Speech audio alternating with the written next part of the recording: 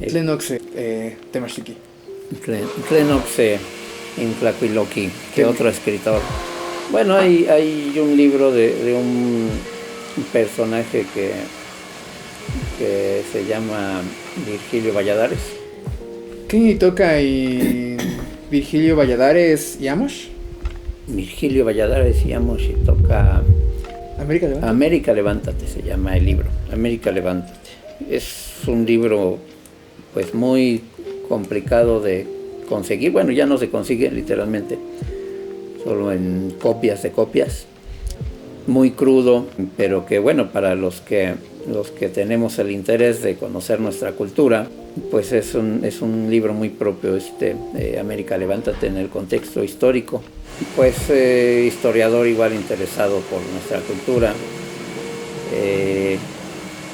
Posteriormente ya hubo pues más gente que aún ya con el mestizaje impuesto, pues sintieron esa propiedad de identidad inclinada hacia nuestros pueblos originarios que hacia lo extranjero.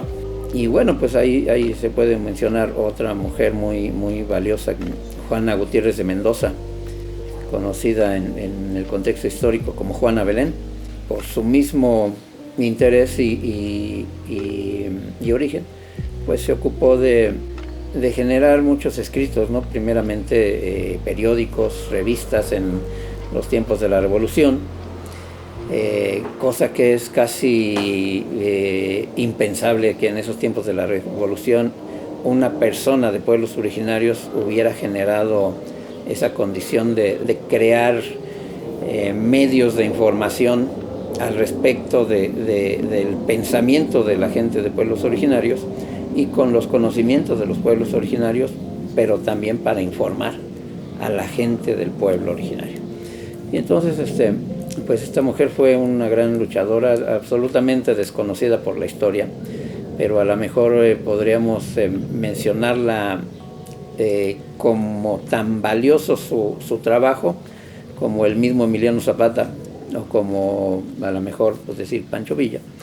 Pero claro que en esa misma condición de mujer, en un contexto de gobierno machista, de sociedad machista, pues fue relegado su nombre y su trabajo, aparte de que obviamente pues el sistema de gobierno no le permitía, porque no le convenía que esa información pues el pueblo la recibiera, ¿no? Y entonces pues ahí quedaron sus trabajos en cuestión periodística y como escritora, y a lo mejor el libro más importante que ella escribió para nuestra cultura pues es Por la Tierra y por la Raza, ¿no? Ese documento es tan valioso como los documentos escritos por Domingo Martínez Paredes. Es un libro también muy complicado de leer, de analizar, de comprender, de aceptar la información que tiene. Hay un personaje que se llama Juan Luna Cárdenas. Él escribió muchos libros también con esa identidad más inclinada hacia nuestra historia propia y verdadera. En los años 50, 60, 70 era de los personajes en respecto de esto que le llaman el movimiento de la mexicanidad, pues que le dio impulso, que le dio también como guía, ¿no? Fue maestro de los que posteriormente fueron maestros y guías, y le dio posibilidades a transición generacional de nuestra cultura, ¿no? El movimiento confederado restaurador de la cultura de Anáhuac pues generó también pues, precisamente esa transición, y gente que se ocupó de llevarla a cabo, de continuarla, de traerla hasta este tiempo, aunque igualmente fueron reprimidos por ese gobierno, pues en ese tiempo, ¿no? Donde no se permitía nada que no fuera pues propio o aceptado por estos impositores. Hay un libro muy interesante que incluso se está reeditando actualmente por el Movimiento Confederado. Reeditaron su libro, el libro se llama La Mexicayotl, escrito por la hija de Rodolfo Nieva López, que ahorita no me acuerdo su nombre tampoco. Pero bueno, yo entiendo que la información pues es generada precisamente por el grupo de personajes del movimiento confederado, y a fin de cuentas pues sería más una recopilación de esta escritora, esa información. Pero es muy valioso, es muy bueno ese documento, precisamente en mostrar la calidad civilizatoria de nuestros pueblos originarios, y en ese entendimiento pues mostrar también la falsedad histórica que se escribió sobre los mismos. Hay otra librería en Ciudad de México, se llama el Seacatl. Estos personajes del Seacatl se encuentran ahí literalmente a una cuadra del metro Tasqueña, y tienen pues una gran variedad de libros y diversos materiales al respecto de nuestras culturas, ¿no? Libros de idioma, libros de historia, de juegos prehispánicos y demás. Pues a lo mejor son pocos escritos, ¿no? Algunos muy valiosos, los que dejó el maestro Lucio Carpanta. Pues el maestro Carpanta hizo su labor igual que todos estos personajes, le tocó su tiempo, le tocó hacer su trabajo, lo hizo de forma espléndida, tanto como maestro instruyendo a muchos alumnos, también como escritor, dejando pues algunos escritos del idioma mexicano, de su filosofía y pues algunas informaciones más que a lo mejor ya no son recuperables, como un libro de instrumentos prehispánicos. Bueno, hay un libro que es una aparente transcripción del llamado Códice Boturini. No sé si las personas que lo editaban en el tiempo cuando el maestro daba sus clases lo sigan editando o no. Habría que buscar ahí. Si nos están viendo, por favor, mándenos mensaje. Compañeros de Secographic, que se llamaba entonces esta organización. Ellos editaban los libros del maestro y son muy importantes. Yo creo que este libro de lecciones y ejercicios del idioma azteca del maestro Lucio Carpanta es el primer libro que le da o que le regresa la calidad de idioma a la lengua mexicana, o náhuatl como le conocen ahora. De ahí para atrás solamente se le denigraba como dialecto. El maestro Carpanta con ese documento lo mostró, lo justificó como propiamente un idioma, y no nada más como un idioma, sino como un idioma único, totalmente originario, y aparte un idioma madre, el idioma madre de este continente. Y entonces, a partir de entonces, pues hemos venido haciendo un trabajo de reivindicación con ese fundamento, y a la actualidad pues ya todos los contextos aceptan a la lengua mexicana como un idioma. Ignacio Romero Vargas Iturbide. Ignacio Romero Vargas. Bueno, ese documento, el personaje pues tuvo la posibilidad de tener acceso a información oculta en archivos religiosos, que obviamente pues los demás ni menos nuestra gente, ni siquiera todos los historiadores tienen acceso a eso, y eso pues porque él fue precisamente parte del clero, ¿no? Pues tuvo el tino, el interés o para nosotros la suerte de que publicó precisamente esa información en un libro que se llama La Organización Política de los Pueblos de Anáhuac. Algo así. Es un libro que en primero el objetivo de él, el objetivo original de ese documento es equiparar o hacer una comparación entre el sistema social europeo y el sistema social mexica, o de los pueblos de Anáhuac, ¿no?, que le llaman ahora, o Mesoamérica, muchas definiciones. Y entonces ese documento en realidad empieza describiendo el derecho romano, que a fin de cuentas es el sistema de gobierno que todavía tenemos hasta impuesto acá todos los pueblos de América, y obviamente Europa también. Entonces hace una descripción del derecho romano, y después precisamente comparándolo con el sistema social de los pueblos de Anáhuac. Pero esa comparación pues se quedó como muy corta, porque lo que hace realmente en este documento es hacer una descripción muy detallada y muy amplia del sistema de organización social de nuestros pueblos originarios, cosa que no sería a lo mejor el primero ni el único en escribir sobre ello, y que no se siga utilizando ese sistema todavía en los pueblos originarios. Cada vez menos, porque cada vez los pueblos originarios pues, son más invadidos por la urbanidad, por la electricidad, por los medios de comunicación y actualmente por el internet, que pues todo esto va destruyendo el pensamiento originario de pueblos que se habían conservado casi aislados todavía hasta hace 50 años. Sí, claro, pues el hecho de llevarles televisión, de llevarles carretera, de llevarles electricidad, teléfono,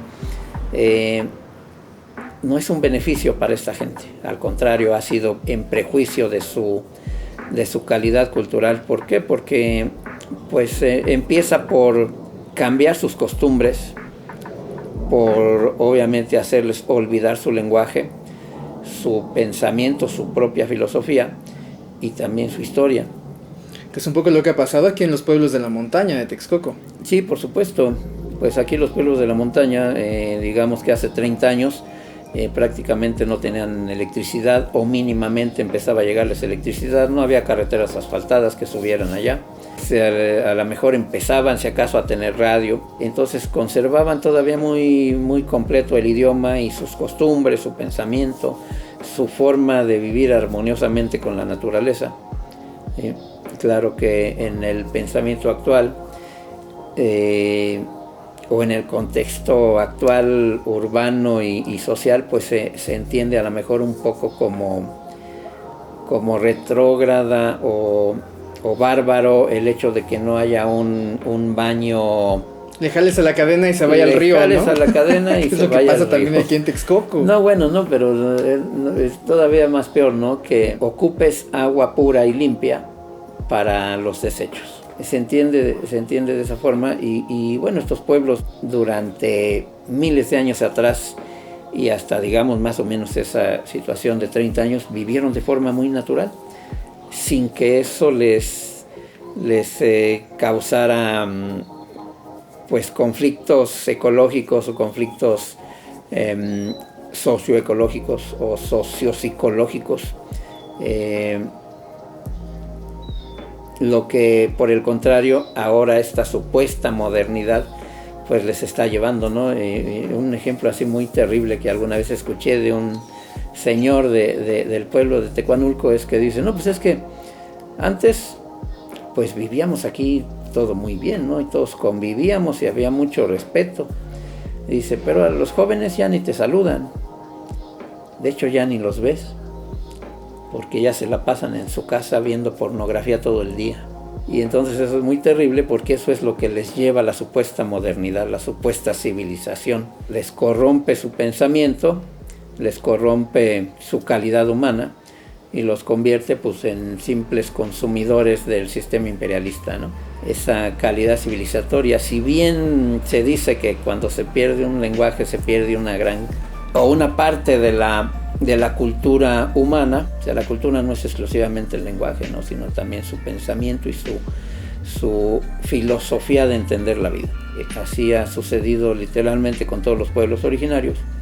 El hecho de, primero, pues desde el origen, ¿no? La aculturación, la evangelización, y a partir de ahí usando todos los medios sistemáticamente durante 500 años para irles robando o sino hacerles olvidar su origen, su identidad. Esa condición se sigue sucediendo en estos años y aún en este supuesto gobierno de cambio, ¿no?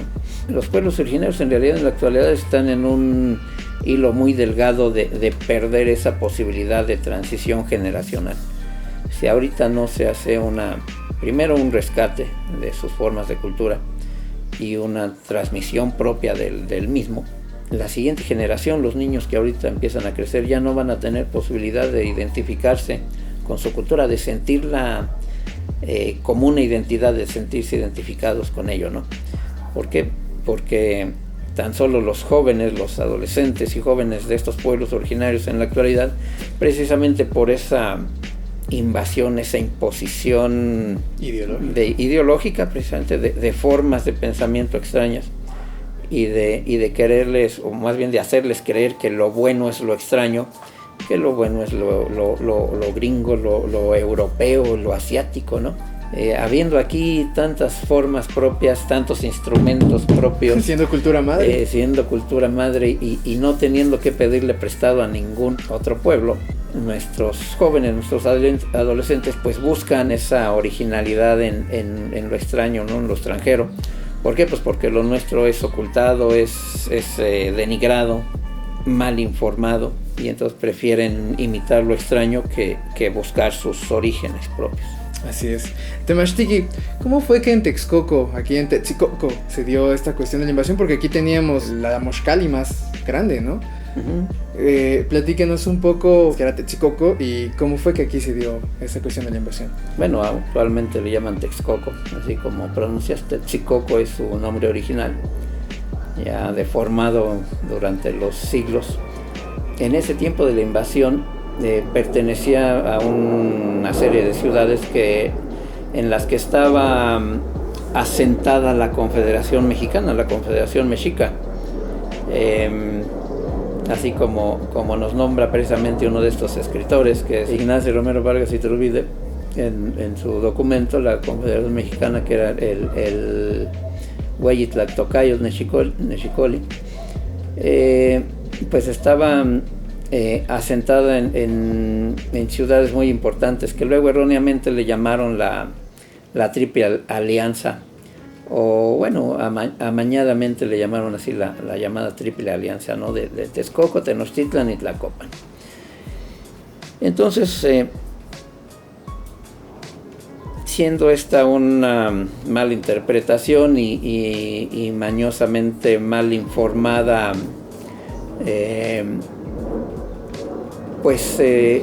utilidad o necesidad de esta unión de ciudades, no de naciones, sino de ciudades, pues resulta que la realidad era muy distinta, ¿no?, de lo que creyeron y de lo que escribieron al respecto de la misma, ¿no? En realidad estas ciudades lo que representaban era el asentamiento de la Confederación Mexica, el centro de su civilización. Entonces la ciudad de Tetzicoco tuvo la peculiaridad de estar en terreno plano, a diferencia de las ciudades de Tenochtitlan y Tlatelolco, que estaban construidas literalmente pues en un pequeño islote y mayormente sobre chinampas. Las ciudades realmente grandes pues eran las que estaban construidas en terrenos firmes. La ciudad de Tetzicoco era la ciudad mayor de esta representación de la Confederación Mexica. Con una absoluta justeza se le puede mencionar a la ciudad de Tetzicoco como la gran capital de la Confederación Mexica. ¿Sí? No que fuera más importante que Tenochtitlan o Tlatelolco o Tlacopan, pero en el caso de las ciudades del lago, pues por la misma condición acuática no les permitía crecer. Y entonces en esta ciudad de Tetzicoco, pues aquí fue donde se generó precisamente como la gran capital de la Confederación, donde estaban los representantes y el gran Tlactoca, ¿no? Precisamente es el Hueyitlactocayo de la Confederación. Tetzicoco no era una ciudad local, no era una ciudad que hayan construido la gente local, era una ciudad confederada, una ciudad que fue construida por las naciones de la Confederación, no por la nación náhuatl o mexica o azteca, ni siquiera por los llamados Acolhua, sino que fue construida por la Confederación, ¿no? Obviamente, pues aquí estaban los representantes de todas las naciones confederadas, que incluye a todos los pueblos del norte y todos los pueblos del sur también. Lo mismo que en algún tiempo fue la Gran Teotihuacán, que era igualmente el centro de la Confederación, y por lo mismo había en ella representantes de todas las naciones. Para eso fue construida esta ciudad y por eso tuvo esa calidad de arquitectónica, ¿no?, que mostraba a la par la calidad civilizatoria de estos pueblos. no decir exclusivamente de los acolhuas o de los mexicas o de los etcétera, sino de la Confederación, ¿no? La suma de conocimientos de todos los pueblos de la Confederación Mexicana. Pues el contexto histórico sobre la misma también lo muestra de esa forma, llamándola la Atenas de América, ¿no? Y también el lugar donde el náhuatl más puro y hermoso se habló. Entonces no quiere decir que los texcocanos fueran los mejores, porque a fin de cuentas los texcocanos realmente nunca existieron, sino que, bueno, hasta 500 años para atrás, ¿no? A lo mejor ahora pues ya hay muchos que se dicen texcocanos, pero que no son Tetzicúcat. No es lo mismo de haberse nombrado Tetzicúcat de 500 años hacia atrás a texcocano actualmente, ¿no? La confederación no era mandada por una persona o un rey, que le llaman un rey, emperador, o un tlatoani, como dicen ahora en estos contextos, ¿no? Sino era mandada por un tlactocan. Entonces desde ahí toda la historia está mal escrita, porque lo dan como que el gobernante Ixtlilxóchitl de Texcoco apoyó a los españoles para someter a Tenochtitlan, y lo dan allá como que el gobernante Cuauhtémoc, como Moctezuma, en el caso Moctezuma, pues también como traidor, porque le entregaba a los españoles la ciudad y los tesoros, ¿no? Ciertamente estos personajes no podían haber decidido nuestra historia, no podían haber decidido apoyar o entregar, porque el que decidía primero era el Tlactocan y ellos solamente obedecían las instrucciones del Tlactocan. Entonces desde ahí encontramos una falsedad histórica absoluta, porque en el caso de los sistemas sociales europeos, ahí sí, el rey era el que mandaba y el rey era el que decidía por todos. Y entonces ellos quisieron asemejar su historia con la nuestra, pero acá es completamente distinto. Entonces inventaron una historia, una supuesta historia, donde aquí el tlatoani o el rey era el que mandaba y el que decidía, y desde ahí pues ya encontramos que es una historia falsa. Y entonces es falsa en todas las formas y todos los escritos que se hayan hecho al respecto de la misma, ¿no? Eso nada más como poner un dato para comprobar o fundamentar esa falsedad histórica.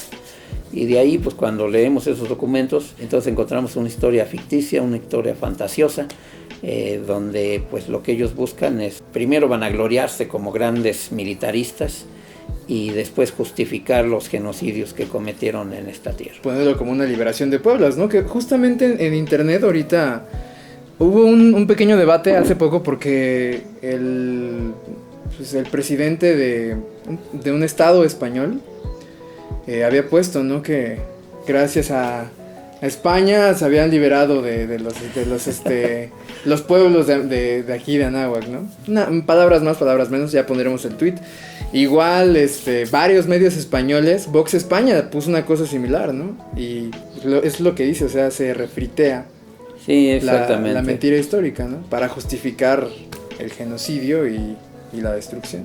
Sí, pues ellos en su pensamiento, que sigue siendo literalmente oscurantista, pues mantienen esa falsedad histórica, ¿no? Y pues menos porque no podrían ellos aceptarse en el contexto mundial precisamente como los genocidas. Pues nunca lo van a hacer, ¿no? Pero en la actualidad pues ya no hay manera de seguirla aceptando y menos justificando, ¿no? Ya sería como decirnos soy tonto, al no comprender racionalmente que la historia fue falsificada desde origen y sigue siendo mostrada de forma falsa. Y pues con todas las ciencias que podrían aplicarse es irrefutable la falsificación histórica, y también irrefutable la calidad civilizatoria de los pueblos originarios de este continente, ¿no?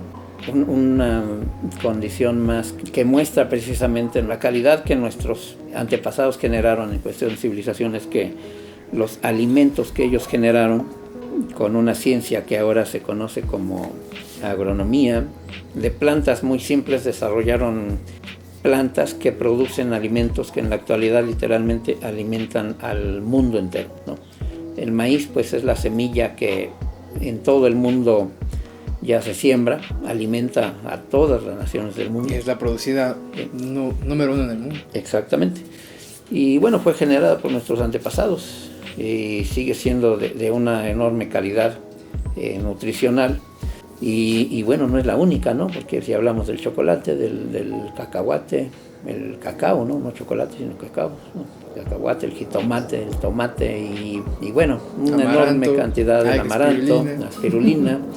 todos estos alimentos que actualmente pues son reconocidos y utilizados por su enorme calidad de alimenticia, pues fueron generados acá en este continente por los pueblos originarios, ¿no? Y fueron aprovechados y siguen siendo aprovechados por las naciones imperialistas del mundo, y bueno, no nada más aprovechados, ¿no? Sino beneficiados económicamente sin reconocer de palabra, de pensamiento, de dónde provienen, quién fue quien los generó, ¿no? Y que simplemente, pues literalmente le robaron a estos pueblos, no nada más la materia prima, ¿no? Sino también su conocimiento y sus avances científicos. Y resulta que precisamente con estos avances científicos, la Europa oscurantista que nos invadió hace 500 años, se llevaron matemáticas, se llevaron ingeniería, se llevaron arquitectura, se llevaron medicina, de todas las ciencias, y con esas ciencias Europa salió del oscurantismo. Aunque no absolutamente, ¿no? Porque siguen teniendo reyes ya con eso. Sí, exactamente. Bueno, pues eso es ya absolutamente irracional. Pero siguen bueno, teniendo pues papas. Siguen teniendo papas, siguen teniendo Inquisición.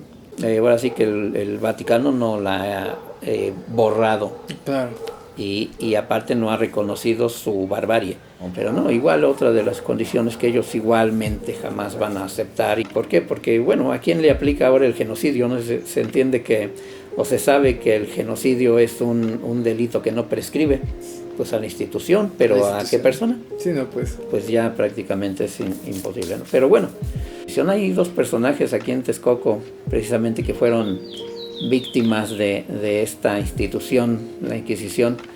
Dos personajes que deberían de ser tan reconocidos en nuestra historia, ahora sí que nuestra historia originaria, por nuestra gente, tan reconocidos como el Cuauhtémoc, tan reconocidos como el Nezahualcóyotl, como Cuitláhuac. Dos personajes que les tocó vivir el esplendor de nuestra cultura, que les tocó vivir el choque de culturas distintas, la invasión, el genocidio, la destrucción de su propia cultura, y les tocó también pues ser literalmente ajusticiados por esta institución de la Inquisición.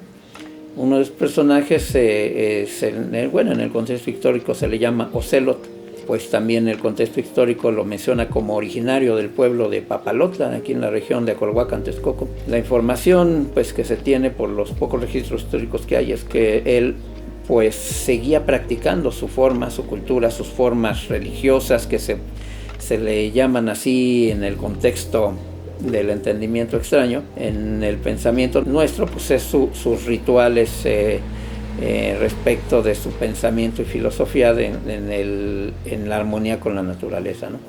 Y entonces pues como él seguía practicando sus formas propias, aún ya después de impuesto un gobierno extranjero, lo persiguieron, lo apresaron, lo conminaron a olvidar su cultura y a dejar de practicar su cultura. Al ser él insistente en seguirla practicando, pues entonces la Inquisición lo apresa. Era un personaje tan sabio, tan difícil para ellos de manejar y de someter, que deciden no ajusticiarlo aquí, sino mandarlo a España. Y bueno, pues ya en esa condición, el barco en el que es mandado a España nunca llegó a España, no se supo qué pasó del personaje. Pero pues a fin de cuentas, pues literalmente se puede decir que fue desaparecido por la Inquisición, ¿no? Y otro personaje igual muy importante, ya bautizado precisamente por la religión, don Carlos Ometochtli, ¿no? Que lo menciona así también la historia, ya con ese nombre, don Carlos Ometochtli. Y entonces él pues reclama precisamente al impositor la destrucción de su cultura, la destrucción de sus formas, de su pensamiento, y la imposición de una cultura extraña que no justifica la destrucción de la original. Y entonces al tener este entendimiento y este pensamiento de persona, que obviamente les es incómodo porque lo que busca es precisamente mantener la identidad de los pueblos originarios, pues entonces también es apresado por la Inquisición y ajusticiado por la misma acá en Texcoco. Y bueno, estos personajes pues son tan valiosos o tan héroes, ¿no? Como el Cuauhtémoc, como el Cuitlahua, como el Nezahualcóyotl, porque a pesar de ya estar viviendo en su cultura destruida y con una cultura impuesta, pues siguieron mostrando la calidad y el valor de la cultura original y pues tratando precisamente de que no se perdiera, ¿no? Pues seguramente muchos miles de personajes sabios y dirigentes de nuestros pueblos originarios que fueron pues masacrados y sumados a ese genocidio en todo el continente, ¿no? Y poco mencionados, incluso poco conocidos aquí en el mismo Tetzcoco actual, poco conocidos por los mismos pobladores. Y se ve el contraste, ¿no? De Fernando de Alvis-Lixóchitl, que siempre escribió en favor mucho de la cuestión de la invasión, uh-huh, a estos otros dos personajes, ¿no? Que seguían practicando la cultura y fueron literalmente uh-huh destruidos. Sí, pues asesinados. Uh-huh. Sí, exactamente. Bueno, pues la diferencia, como lo digo, nuestros personajes todavía fueron propios y originarios de nuestra cultura. En el caso de personajes como Fernando de Alvis-Lixóchitl, pues eran niños, literalmente niños, que los frailes ya pues se podría decir que prácticamente se los apoderaron para educarlos ya en los conventos, y pues es muy clara su educación pues religiosa, ¿no? O su aculturación. Obviamente cuando estos personajes como Alvis-Lixóchitl pues crecieron con una mezcla de pensamientos, aunque todavía tenían la cultura pues muy presente, ¿no? Todavía pudieron dialogar con pues algunos personajes que todavía conocieron la cultura completa, y entonces pues por eso dejaron esos escritos, ¿no? Que no dejan de ser valiosos, pero que hay que decodificarlos con nuestro pensamiento. Uh-huh. Así es. Bueno, Temachtiqui, se nos ha ido muy rápido el tiempo. Creo que podríamos hablar mil cosas y nunca acabar. Son temas como dices, interminables, ¿no? Y que aparte pues se van abriendo hacia muchos caminos que podría ser días y semanas y meses hablando de estos temas. Así es. Temachtiqui, díganos dónde podemos encontrar sus clases, en qué horarios, en dónde lo podemos buscar, en su página de la Colhuacan Calmecac. Sí, bueno, pues ahí en el Facebook, en la página Colhuacan Calmecac, ahí pues informamos cuando vamos a iniciar clases y también en dónde, y si hay algún evento que se esté también programando, pues también ahí se informa. Ahorita tenemos clases en Texcoco, en el nuevo centro precisamente que lleva el nombre de este personaje, el Espacio Cultural Carlos Ometochtli. Ahí iniciamos clase apenas hace 2 semanas. Esa clase pues ahorita tiene un horario en jueves y viernes de 12 a 2 de la tarde. Aunque es como vemos que es un horario muy incómodo, pues vamos a ver la posibilidad de cambiar el horario hacia en la tarde, y en el caso de que se modifique el horario, pues entonces ya estaríamos precisamente informando tanto en las mismas páginas del Centro Cultural y de la Dirección de Cultura de Texcoco, como en nuestra página de la Colhuacan Calmecac también en Facebook, en el caso, ¿no? Y pues tenemos clase en Tezoyuca, tenemos clase aquí mismo en Texcoco, en otros espacios, ahí en 2 de marzo 216. Ahí estamos los lunes de 5 a 7 y los sábados igual de 5 a 7. En Tezoyuca estamos los viernes de igual de 5 a 7, aunque muchas veces luego pues, nos seguimos más tiempo. Y ahorita nos están pidiendo clase en Papalotla, en el pueblo de Papalotla. En cuanto se genere la posibilidad, pues igualmente ya lo informaremos. San Cuali Temachtiqui, Nican y Mitzazoca Machililia, Camochino Yolo, Ashka Nican Inin Güey Altepetl Tetzicoco, Nan Mextlapaloco, To Mike Newman, toitasque oxe tonali. Quema no hay que ni mezclas ocamati. Pampa ti walnica ti kaki no tlactol no hay que ni nada mezclas ocamati lilia mochtin ti nechkakika no tlactol. Sed la palabra.